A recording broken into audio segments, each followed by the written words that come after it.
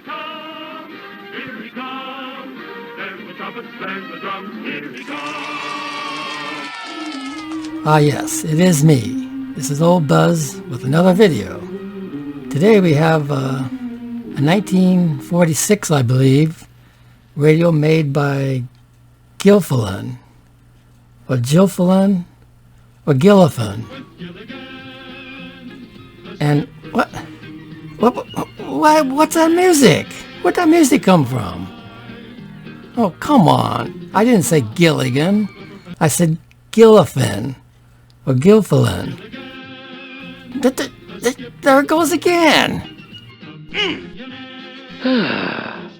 Please, no more of that music. Thank you kindly.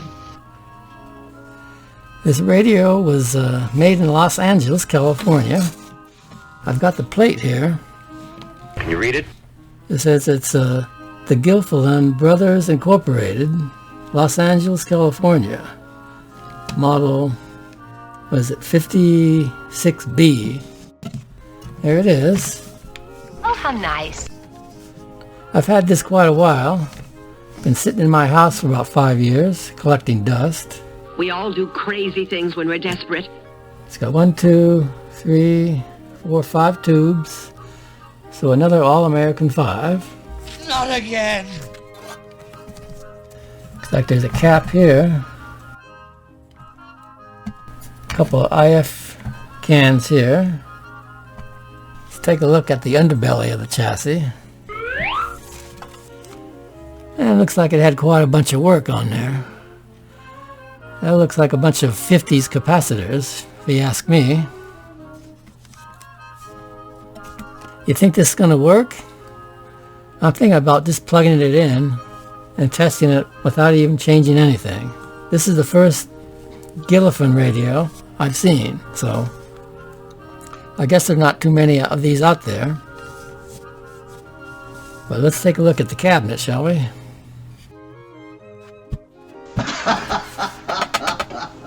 It's got a metal grill. This looks all rusted here. No kidding. When you pick a lost cause, you really commit! Case is all beat up and broken. Here's the other half of it here. Looks like there's some asbestos there. Isn't that weird? You can see the rust on here.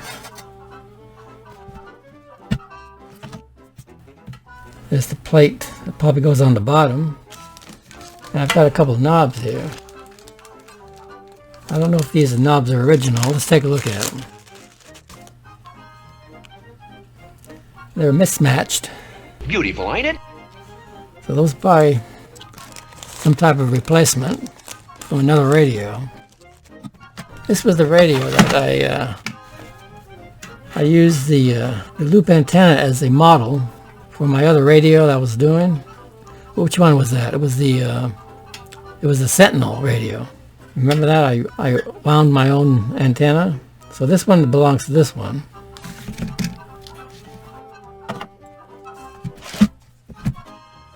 So what do you think? What are the odds this is going to work, huh? They're pretty good. I would say they're pretty good. Better than 50-50. So let's get the old Variac and the box out and apply some power to this sucker, huh? Let's do it. Okay, you all ready for some excitement? You're darn tootin'. There's a lot of suspect parts in this thing, so if it works, I'm going to be surprised. I don't know, but if it blows up, it'll make a good video. So let's just turn it on, shall we? I'm going to put the Variac hot. The box is hot. The radio's on.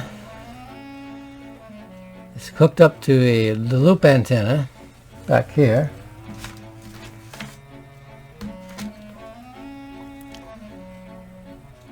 Let's just not pussyfoot around here and let's turn it on here. Here we go.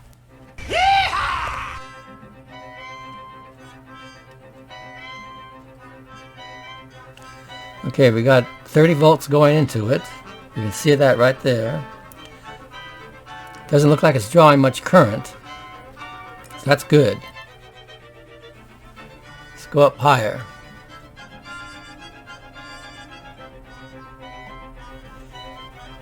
We're at 60 volts, AC going in.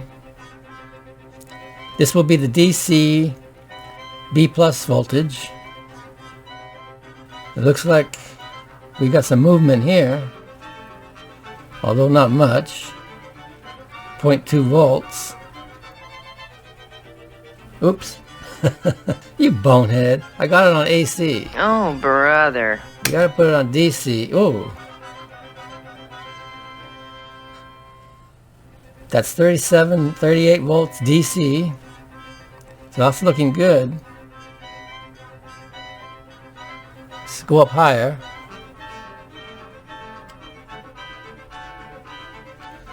Well, let's let that settle in a little bit. Don't see any smoke.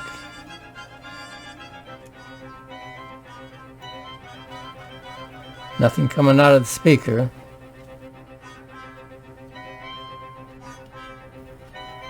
$80 volts.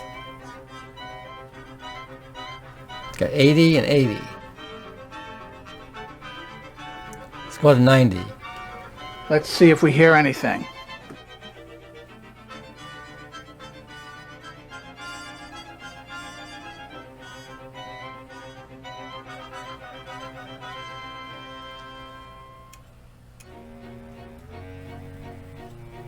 Usually we should hear something by now. We don't hear anything. Nothing. No scratchiness, no nothing. It's about 100 volts here.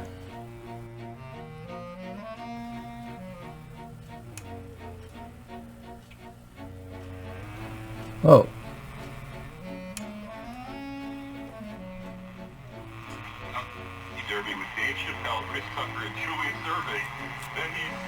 Well, what do you know? Well, what do you know but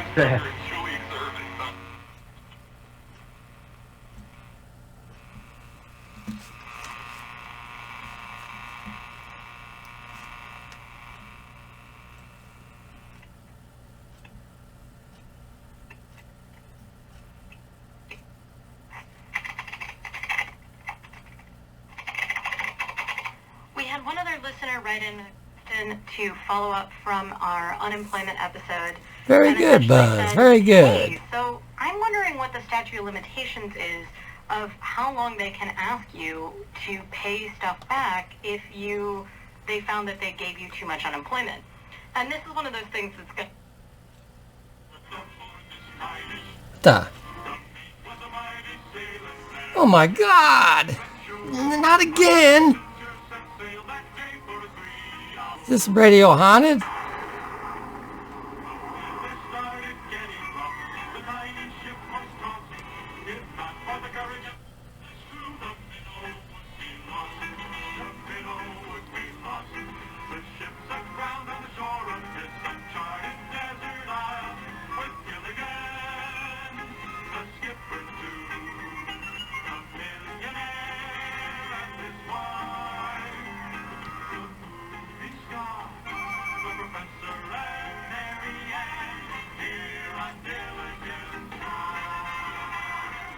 Holy mackerel. Well, there's an extreme close-up of that plate there. Yep. It says it's a model 56B, 117 volts, AC DC, 27 watts. So this doesn't take much power at all.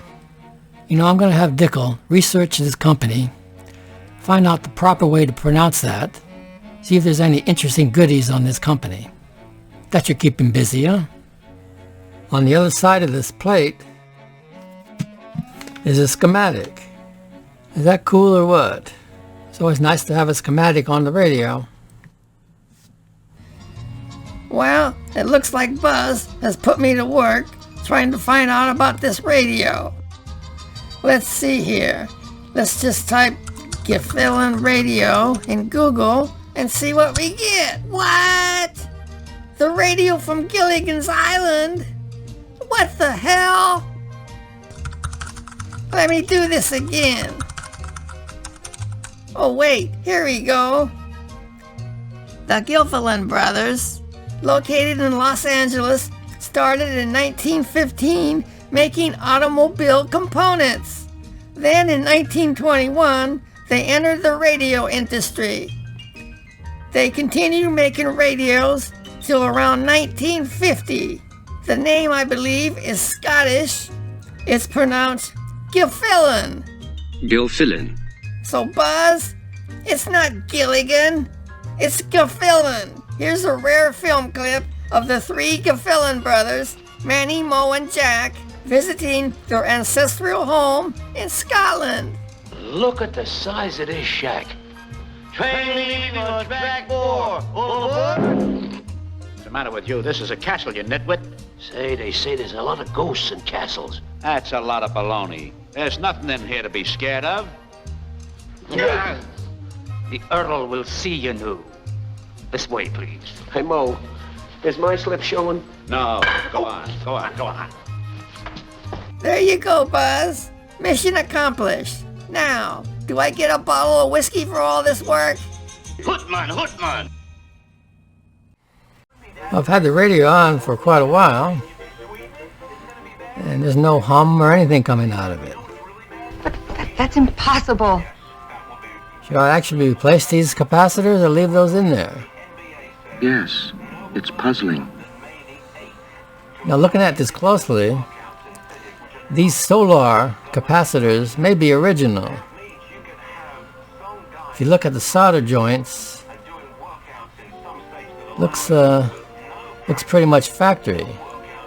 Unless whoever put those in there was a great solderer.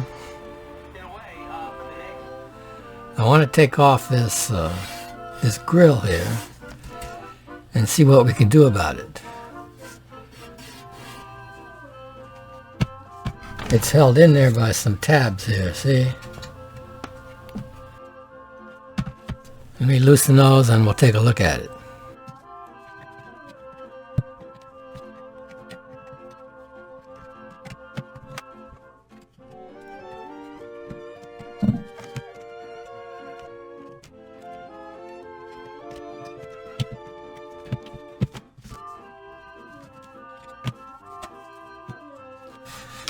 Look at the cheap veneer they use. Wow! I don't even know if that's veneer. That's just cheap wood, I think. And what is this? Ah, this is wood. El Cheapo. Bad wood. Oh, so what do we do? Tear out bad wood. Put in good wood. This has no weight to it at all. Light as a feather. Okay, let's look at this closer. Looking at this closer, this is not painted. It looks like it had a copper plated finish on it.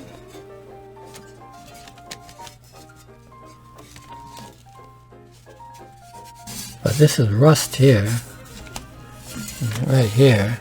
It's rusty, but it's good. It's in pretty bad shape.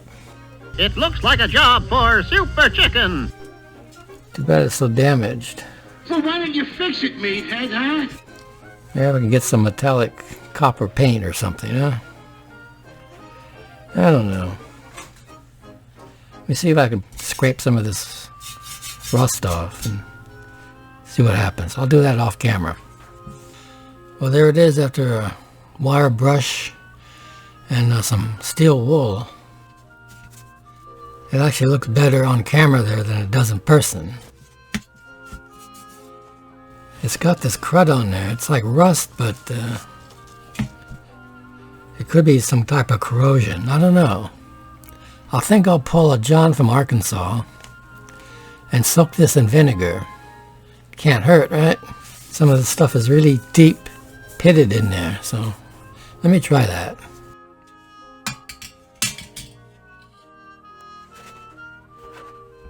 No. Take your time. There's no rush.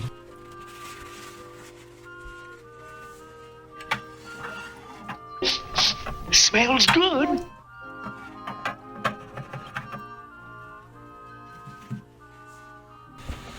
Let's get rid of this asbestos here. This is a dangerous job, but Tennessee Tuxedo will not fail. Throw it out. Put this in the garbage. Good. Well, it's time to glue these two parts together. This had broken off from here. So let's glue it. I already ran some glue on the inside here. Great glue test, Batman!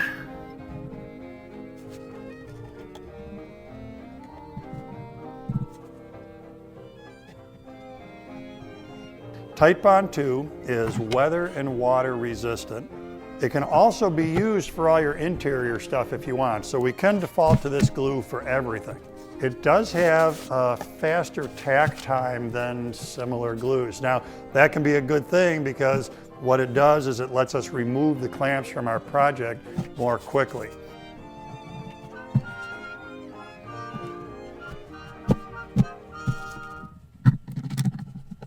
Okay, I got 3 clamps on it. That should hold it. When that dries, we'll take a look at a section here. It's got some missing parts. It's been over 24 hours, so let's take a look at the frame, shall we?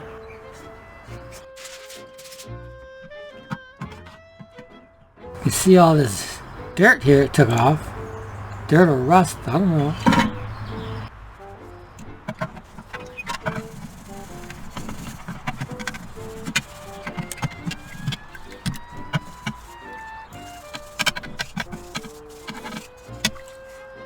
I'm going to continue to use the steel wool on here. Try to get every last bit of the crud off it. And hopefully we can paint this. I'm going to show you the greatest thing your eyes have ever beheld.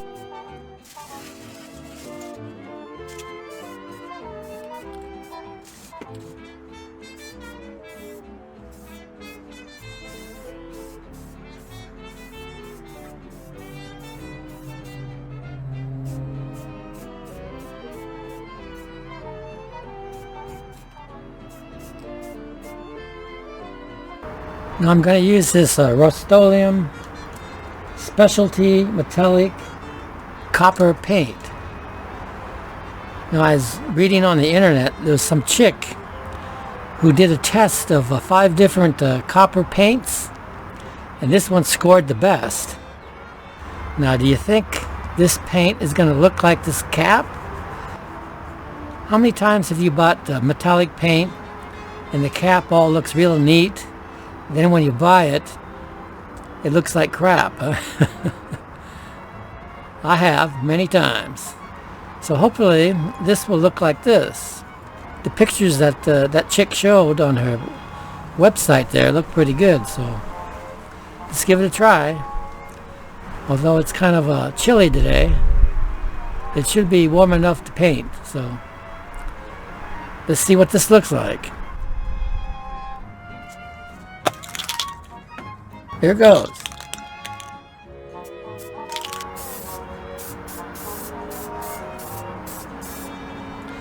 Wow, so far that's looking damn good.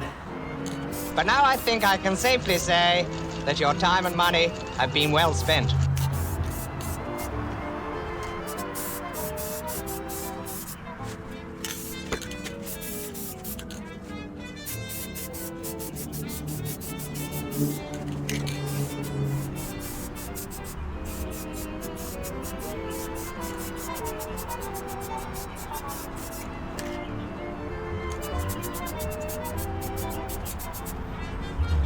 I need to do a little repair work on this cabinet here.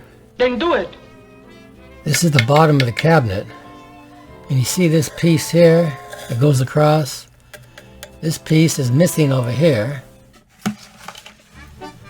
As you can see. Oh, I see. Okay. So I'm going to cut me a piece of wood here and try to repair that. I would expect this from a 4-year-old, but not from you. Use your common sense. Enough glue, but not too much glue.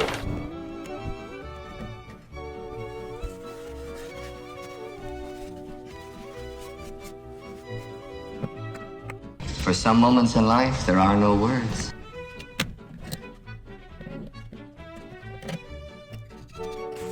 I'm going to cut out a piece of veneer to fit over here. Yeah.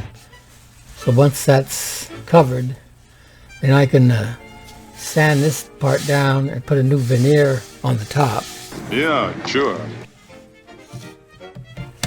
And sand this. Yeah? Sand the back. Yeah. And sand this. Yeah. Get this even. Yeah. I glued a new piece of veneer here. Great balls of fire! I'll just have to sand this down. But I was pleasantly surprised. I sanded this whole cabinet, and it turned out great. That's pretty good.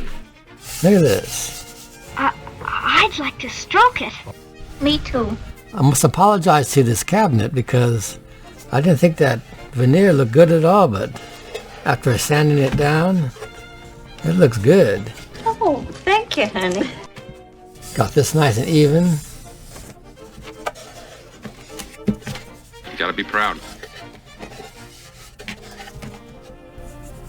I've got the blocks glued in here, so all this is good. So it's looking good. There's the front grille. You can see all the pits here, but there's nothing I can do about that. I could try sanding that down a little bit and putting some more paint on there. And I may do that, but overall it looks pretty good. Not bad. It's not good either. I'm going to turn my attention now to the chassis. I'm going to change all these capacitors. I've been checking these, and they're off quite a bit, so I'm going to just go ahead in there and replace all of them in one fell swoop. And change these grommets here on the tuning capacitor and get that out of the way so we can get this thing done. So the next time you see this, it'll be clean and recapped. Presto. Attaboy, Luther! I mounted a couple of terminal strips to mount these two caps here. I put in a 40. For the 40, I didn't have a 60, so I put in a 47. I don't think that's going to make much difference. We'll see how that filters out some of the hum there. I left this can here in place, although it's not connected, just so there's no hole in there. But I'm going to take these off and paint them. And guess what color I'm going to paint them? Red. No, not red. Gold. No, not gold. I give up. Since I have copper paint, let's just paint them copper. What the hell? You son of a bitch. The time is here to put the stain on this cabinet. Yes, indeed. Now overall, I'm happy with it, except this patch here. I'm not too happy with that, but I can live with it. So I plan to stain this red oak, okay? And in the mail, I received some undies from Lockmeister. Bonjour. That's our good subscriber. He's over there in Georgia, and he sent me one of his tidy whities just for this occasion. Looks like he enjoys Fruit of the Loom. Looking pretty snazzy there, huh? Except for a little skid mark. They're in pretty good shape. So let's go ahead and stain it. Don't get your panties in a bunch. Let's do the top first. The townspeople are thoroughly aroused, and I fear serious trouble. This here, I'm going to have to blend in with some toner later. So it doesn't matter if that's sticking out like a sore thumb there. We'll deal with it later. I'll worry about that when the time comes. Why, this wood is very dry. It's soaking up that stain as fast as I can put it in there. Soak it up. This bottom piece here is going to be real dark, almost black. That's the trim that goes all the way around it.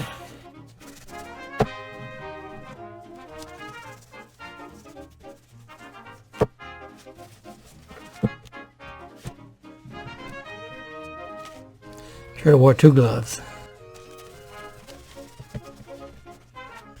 Here's that strip of wood I put in there as a fix.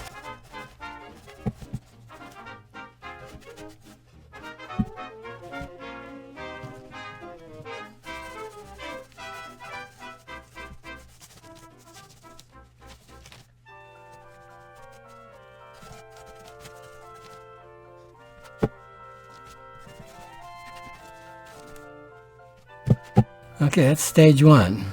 On stage 2, we will see if we can put some toner on this and get this piece here to match here.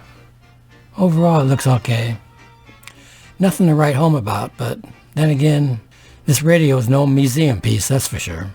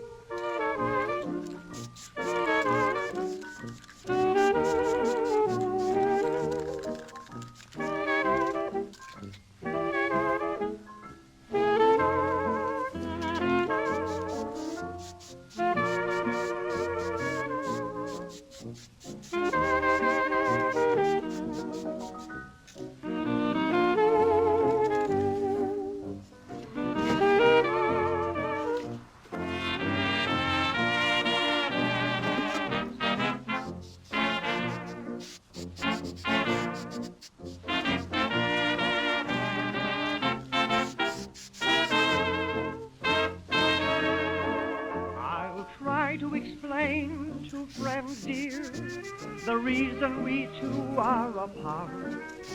I know what to tell our friends dear, but what will I tell my heart?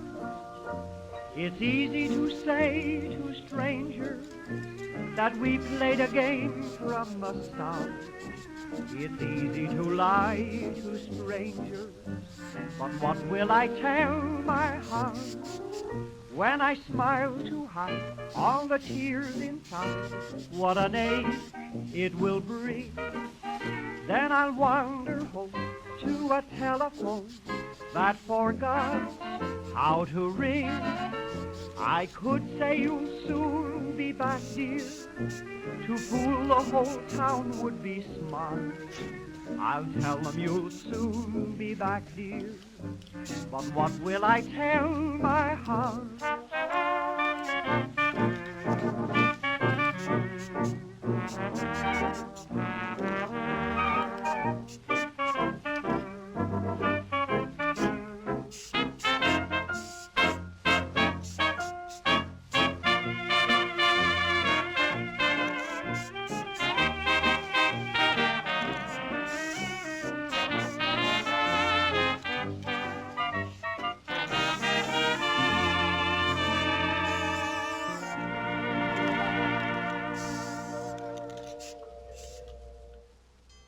Well, there's the IF cans installed. Wow! I think it looks pretty good. Kind of makes the rest of this chassis look crummy, huh? But this is not going to be seen. When this is in the case, you can't see into the back of it, so this was just done for some fun. So whoever gets this next, when they open it up, they'll see that and say, "Who's the idiot who did that?" And I'll be smiling down from heaven and saying, "That was me, buddy. That was me." Yes, you did. Yes, you did. Now, there's one thing I wanted to point out here. What's that? When I tested this, I noticed the light wasn't working, and I couldn't figure out what was causing the light not to work. So I took a look at the rectifier tube and found out that it's got 2 pins tied together. I think that's pins 2 and 3. People usually do that when the center tap to this rectifier tube goes out, and that center tap supplies the voltage to the light. Is that so? So you can still use the tube if you don't mind the light not working. So anyway, I wanted to get a new 35Z5, and I needed to get it quick. So I went on the internet, and they wanted over 25 bucks for this tube. So I was looking for alternatives, and I found out that the 45Z5 is identical to the 35Z5, except it's 10 volts higher. So I ordered these, 2 of them, for only like 5 bucks. What a bargain, huh? With today's higher voltages, 10 more volts should not affect the performance of the radio. So I'm going to use the 45Z5 in here. This way I'll have the light working. Now I had to order some 47 bulbs, so those should be here in a few days. So now I ordered a new cover here. This one's all faded like the other one. So I spent another 20 bucks. Wow, wow. And got this. So I'm going to have to mount that on there. And this has got to be centered just right or it's not going to look right. Well, there's the dial cover. Ah, it's so good, eh? I punched some holes in it here, on these full holes here, and I made it enlarged so I can actually move it up or down or either way sideways. So it has a little play, so it should fit. Also shined up the little copper pointer, so that should match up pretty good with the frame. There we have the grille installed. Oh, I don't believe it. Now this grille really took a lot of paint. I painted this, sanded it, painted it, sanded it, and got most of the pits out. There's some minor pitting there, but compared to what it was, it's looking pretty good. For a long time I've had my suspicions about you. Now I know I've been right. So all that's left is to put the chassis in the cabinet here. And one last thing here. Remember the knobs I had? They were mismatched. Here's one of the original knobs that was on it. I don't know if it was original to the radio, but I kind of liked the style of it. So I looked online and I found an exact match here. This is a reproduction, and this was made for an old Charlie McCarthy radio, believe it or not. Dickel Afflockett's lookalike, Charlie McCarthy. This is the type of knob that was used, and since it's exactly the same as the one I had, except mine was brown, I took a marker, Sharpie, and just went over it with the marker, so now it's black, or blackish brown. So that's a good enough match, I think. So I think that should do it. I'm going to put that in there, and we're going to be ready for the reveal.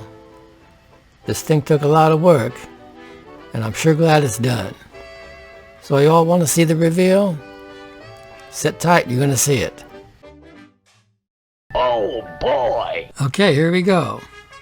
I give you the 1946 Gilfillan Model 56B.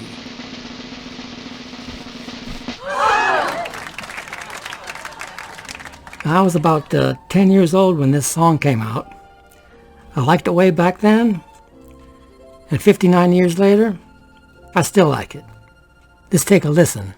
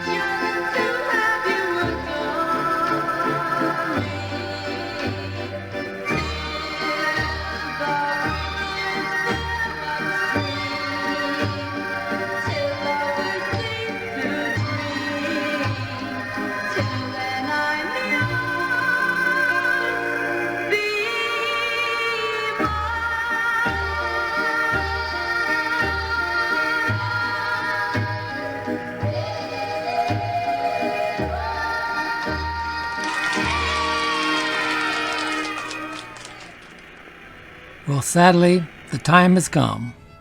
I must leave you. I can hear the crying out there already. But don't be sad. Old Buzz will be back soon with another project. So never fear. Till then, this is Buzz signing off. Good night. Goodbye.